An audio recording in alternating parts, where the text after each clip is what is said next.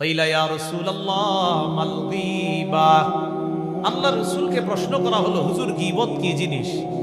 ফাকালা রাসূলুল্লাহ সাল্লাল্লাহু আলাইহি ওয়াসাল্লাম যিকরুকা আখাকা বিমা ইয়াকরা, তুমি তোমার ভাইয়ের ব্যাপারে এমন কথা বলা যেটা সে শুনলে অপছন্দ করবে।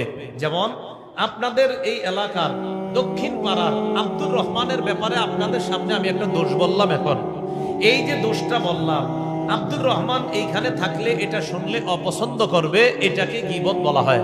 আমি আবার বলছি, তুমি তোমার ভাইয়ের, তুমি কারো ব্যাপারে এমন কথা বলা যেই কথাটা সে শুনলে অপছন্দ করবে, বলেন তো এটাকে কি বলা হয়? গীবত। সাহাবী প্রশ্ন করলেন, ইন কানা ফীহি মা আকুলু ইয়া রাসূলুল্লাহ, হুজুর আমি যার ব্যাপারে গীবত করলাম বাস্তবিক অর্থে যদি তার মধ্যে এই দোষটা থাকে তাহলেও কি গীবত? তাকান আমার দিকে সবাই, আমি ওনার নামে একটা কথা বলছি, অপরাধের কথা। বাস্তবিক অর্থে যদি ওনার মধ্যে এই অপরাধটা থাকে, নবীকে প্রশ্ন করলেন, হুজুর তাও কি গীবত?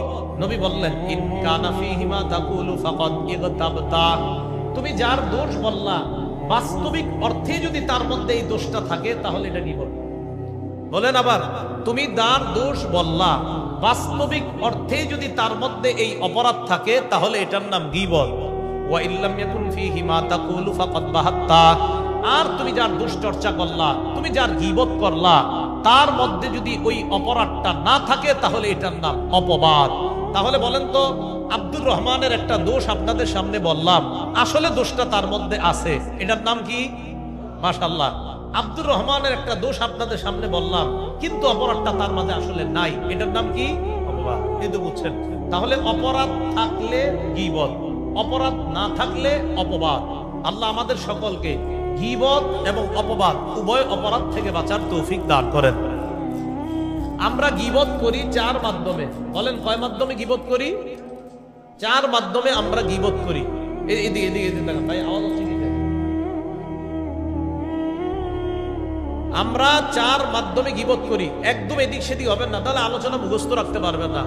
অনেকে খাতা কলম নিয়ে বসছে, মাশাআল্লাহ ভালো, এই খাতা কলম নিয়ে বসা ভালো। আপনারা যারা খাতা কলম নিয়ে বসেন নাই, খালি শুনবেন, সকালে হয়তো দুই একটা মনে থাকবে। আমরা চার মাধ্যমে গীবত করি। কয় মাধ্যমে? চার মাধ্যমে। প্রথমে খালি হেডলাইন গুলা শুনেন মনোযোগ সহকারে। এক নম্বর আল গীবাতু বিল লিসান, জিহ্বা দিয়ে গীবত করা। দুই নম্বর আল গীবাতু বিল কলব, অন্তর দিয়ে গীবত করা। তিন নম্বর আল গীবাতু বিল ইশারা, ইঙ্গিতে গীবত করা। চার নম্বর আল গীবাতু বিল কিতাবা, লেখার মাধ্যমে গীবত করা। এবার আমি শুধু বাংলাগুলা বলবো, এরপর আপনারা বলবেন, আমারে শোনাইবেন। আগে মন দিয়ে শোনেন। এক নাম্বার মুখে গীবত করা, দুই নাম্বার অন্তর দিয়ে গীবত করা, তিন নাম্বার ইশারায় গীবত করা, চার নাম্বার লেখার মাধ্যমে গীবত করা। এবার আপনারা বলেন, এক নম্বর, দুই নম্বর, তিন নম্বর ইশারায়, চার নাম্বার লেখার মাধ্যমে। এক নাম্বার মুখে গীবত করা, এটা তো আমরা সবাই চিনি। সহিহ বুখারীর 6477 নম্বর হাদিসের বর্ণনা, রাসূলুল্লাহ সাল্লাল্লাহু আলাইহি সাল্লাম বলেন, ইন্নাল আবদা লা ইয়াতাকাল্লামু বিল কালিমা মা ইয়াতাবায়্যানু ফিহা ইয়াজিল্লু বিহা ফিন নার আবআদা মিম্মা বাইনাল মাশরিক। রাসূলুল্লাহ সাল্লাল্লাহু আলাইহি সাল্লাম বলেন, কোন ব্যক্তি যদি অযথা কারো ব্যাপারে সমালোচনা করে, অনর্থক একটা কথা মুখ দিয়ে বলে কারো ব্যাপারে হোক। আমরা 4-5 জন চা খাইতেছি একসাথে, 4 জন চা খাওয়ার মধ্যে একজন আমি বলে ফেললাম, কিরে কার কথা কস? উত্তর পাড়ার আব্দুর রহিমে, আরে থুর কইস না, হে তো এমন। বাকি 3 জনে কয়, থুর বেটা তুই রে কি কইলি, হ্যাঁ নাম একটা দোষ করলি। তা আমি বললাম, এটা কথার কথা কইস। বলেন কি বলছি? কথার কথা। সহিহ বুখারীর 6477, সহিহ বুখারীর 6478, দুটোটা হাদিস। মোট হাদিস সংখ্যা হবে 7563টা। এই হাদিসের মধ্যে রাসূলুল্লাহ সাল্লাল্লাহু আলাইহি সাল্লাম বলেন, কোন ব্যক্তি যদি পরিণাম চিন্তা না করে কারো ব্যাপারে আন্দাজি একটা কথা বলে, এই একটা কথার কারণে দুনিয়ার পূর্ব পশ্চিম যত বড় জাহান্নামের এই পরিমাণ গভীরতায় যাবে, শুধু এই একটা কথার কারণে। এজন্য ভাইরা, দুনিয়াতে আন্দাজি মজলিস গুলা এড়ায়া চলেন। কোন মজলিস? বসতে হয় জুমার আগের বয়ানের মজলিসে বসেন, বসতে হয় জিকিরের মজলিসে বসেন, বসতে হয় দাওয়াত ও তাবলীগের মজলিসে বসেন, বসতে হয় হালকায় জিকিরের মজলিসে বসেন। বসতে হয় ওয়াজ মাহফিলের মজলিসে বসেন, বসতে হয় মসজিদে কোনো ইসলাহি মাহফিলের মজলিসে বসেন। অযথা দুনিয়ার যে মজলিসগুলা হয় আল্লাহর রাস্তায় এগুলাতে কম বসার চেষ্টা করেন। আপনি জানেনও না এই মজলিসে যাওয়ার কারণে এমন একটা অপরাধ মুখ দিয়ে বের হইছে, যেই অপরাধটা আপনাকে দুনিয়ার পূর্ব পশ্চিমের সমপরিমাণ দূরত্বের এই পরিমাণ জাহান্নামী আপনারে বানায়া দিছে, এটা আপনার জানাও নাই। বলেন নাউজুবিল্লাহ। আল্লাহ আমাদেরকে হেফাজত করেন। বলেন তো কয় মাধ্যমে গীবত করি? 1 নম্বর মুখ দিয়ে, 2 নম্বর কলব দিয়ে। কলব দিয়ে গীবত কাকে বলে? ইবনে হাজার হাইতামি রাহমাতুল্লাহি আলাইহি বলেন, আল গীবাতু বিল কলব হিয়া আন তাজুন্না বিহি সুআ। কলব দিয়ে গীবত হলো কারো ব্যাপারে তুমি অন্তর দিয়ে খারাপ ধারণা করা। কলব দিয়ে গীবত হলো কারো ব্যাপারে অন্তর দিয়ে খারাপ ধারণা করা। সহিহ বুখারীর বর্ণনা, রাসূলুল্লাহ সাল্লাল্লাহু আলাইহি সাল্লাম বলেন, ইয়াকুম ওয়াজ-যন্না ফাইন্না যন্না আকযাবুল হাদিস। তোমরা বেশি পরিমাণে অনুমান করা থেকে বাঁচো, কেননা কলব দিয়ে অনুমান করাটা এটা সবচেয়ে বড় মিথ্যা কথা। কলব দিয়ে অনুমান কারো ব্যাপারে খারাপ ধারণা করা এটা সবচেয়ে বড় মিথ্যা কথা।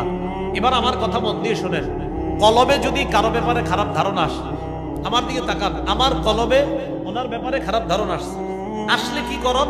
আমার কলবের মধ্যে এই কথাটা দাফন করে মুখে মুখে বলবো আস্তাগফিরুল্লাহ, আস্তাগফিরুল্লাহ, ছি ছি ছি, আমি আরেক মুসলমানের ব্যাপারে খারাপ ধারণা করি, আরে আমার নিজেরই তো হাজার হাজার অপরাধ, এইগুলা মনের মধ্যে আনবেন না। না, আমি মুসলমানের ব্যাপারে এত খারাপ ধারণা করা আমার ঠিক না, আমারই তো দোষের অভাব নাই, আমি তার ব্যাপারে এত দোষ কেন বুঝি মনের মধ্যে? তাহলে কারো ব্যাপারে খারাপ ধারণা আসলে এটা কলবের মধ্যেই রেখে দেন, দাফন করে দেন, মুখে ইস্তেগফার করেন, আল্লাহর কাছে মাফ চান, মনে থাকবেন ইনশাআল্লাহ। 3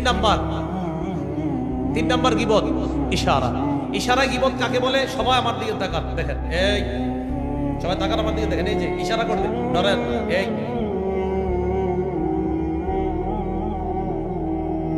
2-3 জন চা খাইতেছে, চোখের মাধ্যমে বলে,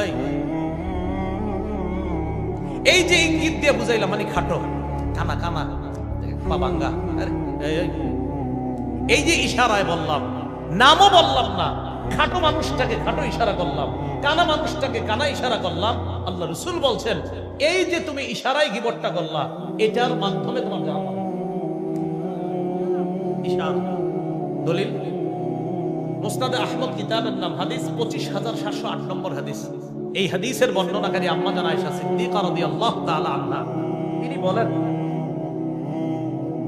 জাআত ইমরাআতুন কাসীরাতুন ইলা নবী সাল্লাল্লাহু আলাইহি ওয়াসাল্লাম ফাকুলতু বিইবহামি হাকাযা ওয়া আশারতু ইলা নবী সাল্লাল্লাহু আলাইহি ওয়াসাল্লাম আন্নাহা কাসীরা। একজন খাটো মহিলা রাসূলের দরবারে আসছে। কি মহিলা? খাটো। আম্মা জান আয়েশা সিদ্দিকা বলেন, আমি আল্লাহর নবীকে ইশারার মাধ্যমে এইভাবে বুঝাইলাম, ইয়া রাসূলুল্লাহ, দেখেন ইশারায় বললাম, হুজুর খাটো। আম্মা জান বলেন, আমি নবীরে ইশারায় বললাম, হুজুর মহিলাটা খাটো। সাথে সাথে নবী আমারে বললেন, আয়েশা ইগতাবতিহা, তুমি গীবত করছো। সাথে সাথে বললেন। তাহলে আম্মা জান একজন নারীকে নবীর কাছে ইশারায় বলছে খাটো, নবীজি বললেন, আয়েশা তুমি গীবত করছো। আল্লাহ আমাদেরকে হেফাজত করেন। নবীজির একজন বিবি ছিলেন সফিয়া রাদিয়াল্লাহু তাআলা আনহা। বলেন কি নাম? সফিয়া। আবু দাউদ শরীফের 4875 নম্বর হাদিস। এই হাদিসের বর্ণনাকারীও আম্মাজান আয়েশা সিদ্দিকা রাদিয়াল্লাহু তাআলা আনহা। আম্মাজান বলেন, আমি একদিন আল্লাহ নবীরে বললাম, হাসবুকা মিন সফিয়া কাযা ওয়া কাযা তানি কাসীরা। আমি বললাম, হে আল্লাহর নবী, সফিয়া এমন এমন, অর্থাৎ ইয়া তানি কাসীরা, হুজুর সফিয়া আমার চেয়ে তুলনামূলক একটু কম লম্বা। নবীর আরেক বিবিরে আম্মাজান বললেন, হুজুর আমি একটু বেশি লম্বা, আর আপনার বিবি সফিয়া একটু কম লম্বা, শুধু একটু বলছে। নবীজি আমাকে বললেন, আয়েশা লাকাদ কুলতি কালিমাতান, তুমি এমন একটা বাক্য বলছো, লাউ মুজিজাত বিমাইল বাহরি, তোমার এই বাক্যটা সমুদ্রের পানির সাথে যদি মিশানো হতো, লামাজাজাতহু, তাহলে তোমার এই বাক্যের ভিতরে যে বিষাক্ততা ছিল, এই বিষের কারণে সমুদ্রের পানির রং পাল্টায় যেত। ভাই একটু চিন্তা করেন, আমরা সারাদিনে এই জাতীয় কথা কতগুলো বলি। আম্মাজান জিন্দেগিতে একবার দুইবার বলছে, নবী সাথে সাথে শাসন করছে, আয়েশা গীবত করছে। তা আমি আপনি ফজর থেকে ঘুম পর্যন্ত 500 এরকম কথা বলি। আল্লাহ আমাদেরকে হেফাজত করেন। আল্লাহ সকলকে হেফাজত করেন। কেউ ভাই বলেন, আমরা চোখের মাধ্যমে ইশারা আরেকজন এরকম অপমান করি কিনা? এরকম করি, ঠিক না? ইশারায় করবো না। হ্যাঁ, গীবত 4 নাম্বার কি দিয়ে করি? ফেসবুক চালান যারা যারা মন দিয়ে শোনেন, ফেসবুক চালায়। হ্যাঁ, আমার সাথে সবাই বলেন, যেই কথা মুখে বলা গীবত, সেই কথা কলমে লেখা গীবত। বলেন, যেই কথা মুখে বলা গীবত, সেই কথা ফেসবুকে লেখা গীবত। ফেসবুকে যদি উনি স্ট্যাটাসটা না দেয় তো এই দেশ অচল হয়ে যেতে পারে। এই জন্য উঠে একটা স্ট্যাটাস দেয় হজরের পরে, কারণ আপনি স্ট্যাটাস না দিলে তো আমাদের দেশ চলবে না।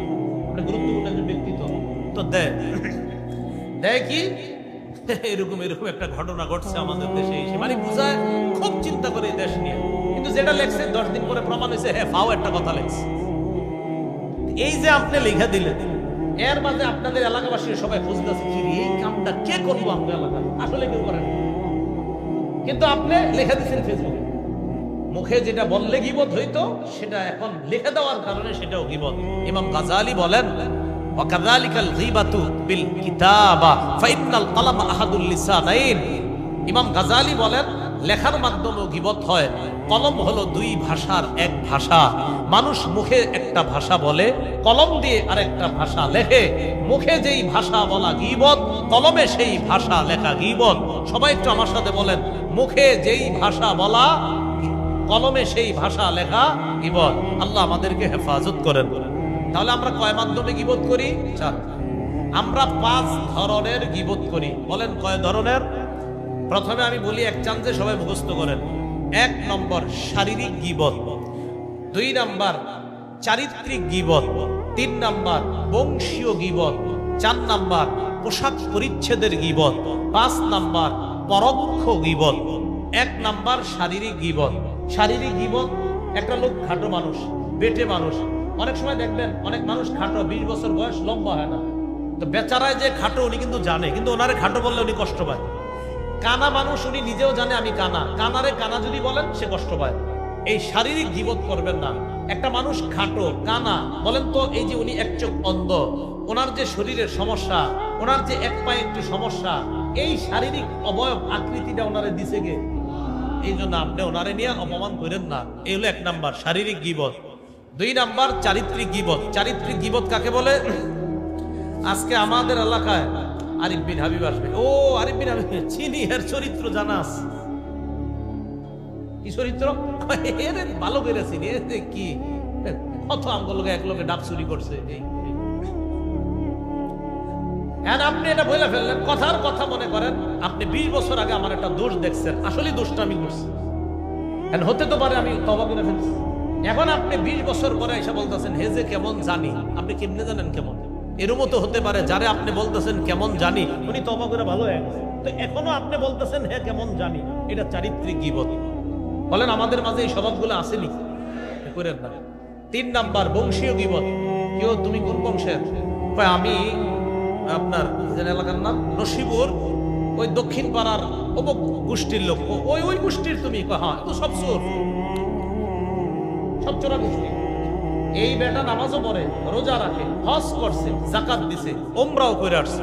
উনি মাশাআল্লাহ আপনার মিথ্যা কথা বলে না, সত্য কথা বলে। এই লোকটারে আপনি মুখের উপরে বলে দিলেন তুমি তো চোর গোষ্ঠীর মিয়া, তুমি আর কদ্দুর ভালো হইবা, তুমিও চোর। তাহলে একটা ভালো মানুষে আপনি বংশের কারণে চোর বলে ফেললেন। হইতে পারে ওই বংশে গত 50 বছর আগে একজন চুরি করছিল, তো একটা কারণে হয়ে গেছে যে বেটা চুরি করছে।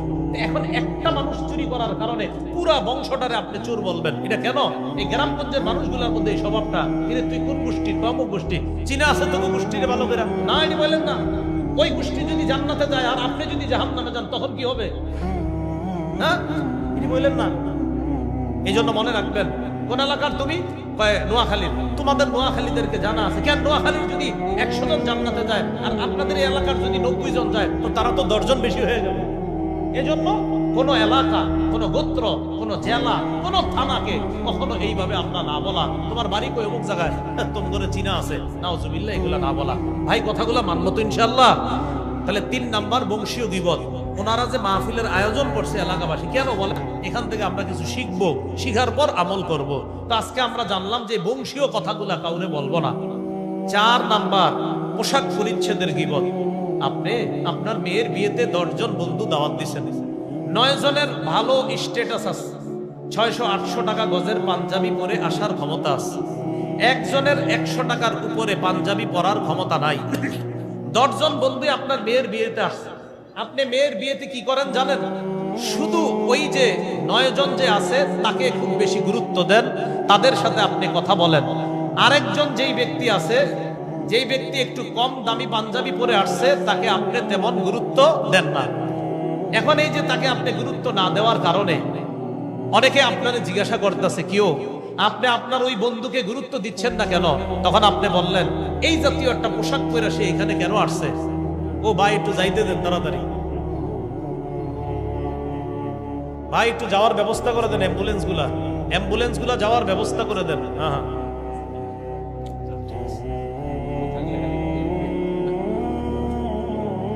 হ্যাঁ, আমরা রাস্তায় যদি একটু কষ্ট করে এদিকে এসে বলেন, এই যে বাম ডাইন সাইডে জায়গা আছে, ভলান্টিয়ার ভাইরা, আমরা রাস্তার সামনে মানুষগুলা না রেখা এই আপনার ডান পাশে আর বাম পাশে দেখেন একটু ইয়া করা যায় কিনা। মাহফিলের ভলান্টিয়ার যারা আছেন আপনারা একটু রাস্তার মানুষগুলো আমরা একটু এদিকে আনার চেষ্টা করি। আর অ্যাম্বুলেন্স,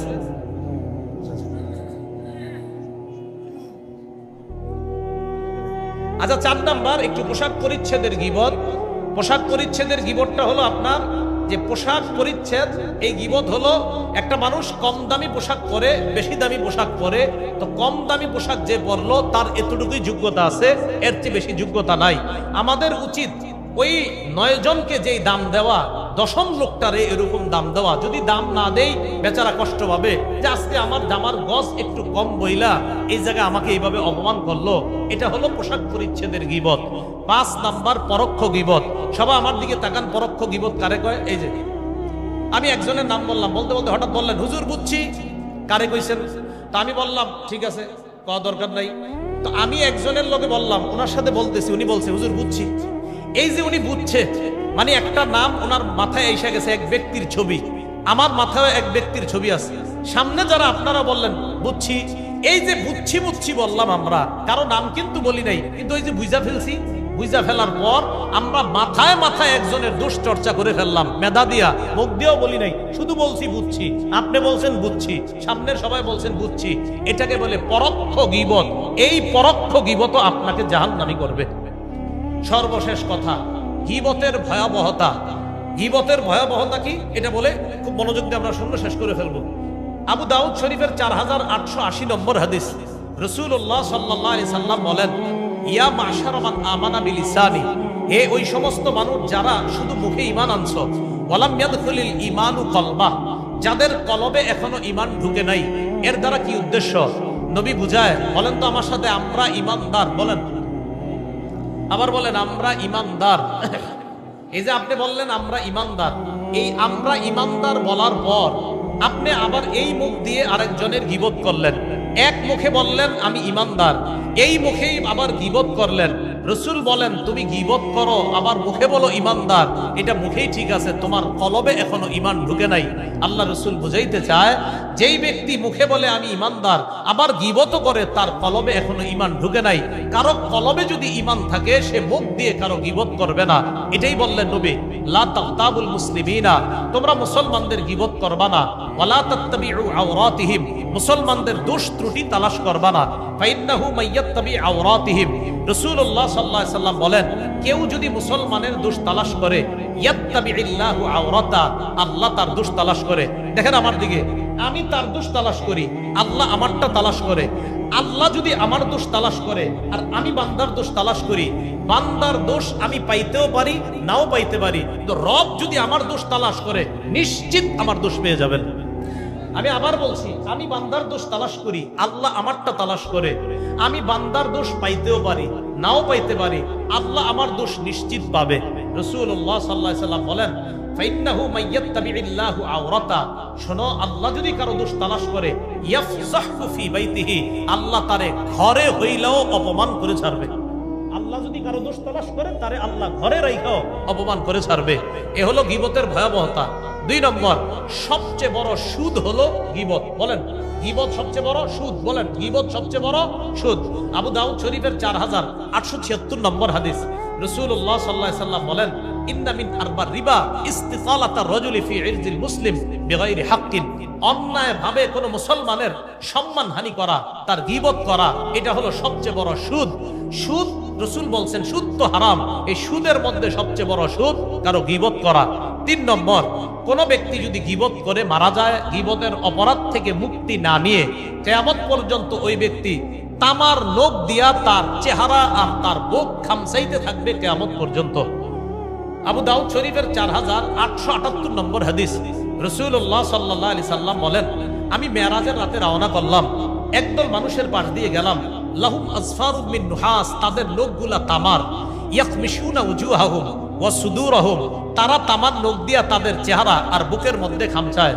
আমি জিবরিলকে বললাম, এরা কারা?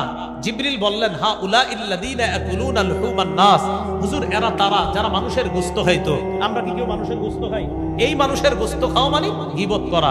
ওয়া ইয়াকুলুনা ফি আরাদিহিম, মানুষের সম্মান হানি করত।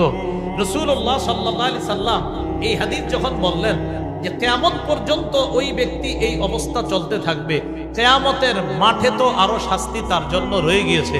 সর্বশেষ কথা, গীবত মুক্ত অবস্থায় কবরে যাইতে রাজি আছেননি সবাই? আমিও চাই গীবত মুক্ত হয়ে কবরে যাইতে। এই জন্য কি করবেন? হাত নামান।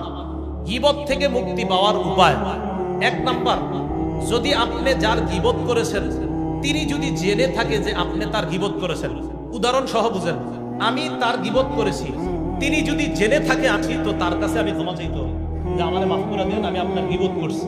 2, আমি যার গীবত করেছি তিনি যদি এখনো জেনে না থাকেন, তাহলে আল্লাহর কাছে মাফ চাওয়া, আল্লাহ আমি তো উত্তরপাড়ার আব্দুর রহিমের গীবত করছি, আব্দুর রহিম এখনো জানে না, মাবুদ তুমি আমারে মাফ করে দাও। এই 2টা সূরত। তাহলে বান্দা জেনে থাকলে তার কাছে মাফ চাওয়া, না জেনে থাকলে আল্লাহর কাছে মাফ চাওয়া। যারা অপবাদ দেন আরেকজনের, অপবাদ মনে আসেনি? অপবাদ দিলে মুক্তি পাওয়ার 3 উপায়। 1, যার ব্যাপারে অপবাদ দিচ্ছেন মিথ্যা অপবাদ, তার কাছে গিয়ে বলবেন, ভাই আমি আপনার নামে মিথ্যা কথা বলছি। 2 নাম্বার, তাকে বলবেন, ভাই আমারে আপনি মাফ করে দিয়েন। 3 নাম্বার, আল্লাহর কাছে মাফ চাইবেন। তাহলে অপবাদ থেকে মাফ পাওয়ার 3 উপায়। যার ব্যাপারে মিথ্যা অপবাদ দিচ্ছেন তার কাছে গিয়ে বলবেন আমি মিথ্যা কথা বলছি। 2 নাম্বার, তাকে বলবেন মাফ করে দিতে। 3 নাম্বার, আল্লাহর কাছে মাফ চাইবেন। আল্লাহ পাক রব্বুল আলামিন আমাদের সকলকে যেই 6টা বদঅভ্যাসের কথা বলা হলো, এই বদঅভ্যাসগুলা থেকে নিজেদেরকে হেফাজত করার তৌফিক দান করেন। সুবহানাল্লাহি ওয়া বিহামদিহি, সুবহানাকাল্লাহুম্মা ওয়া বিহামদিকা, আশহাদু আল্লা ইলাহা ইল্লা আনতা।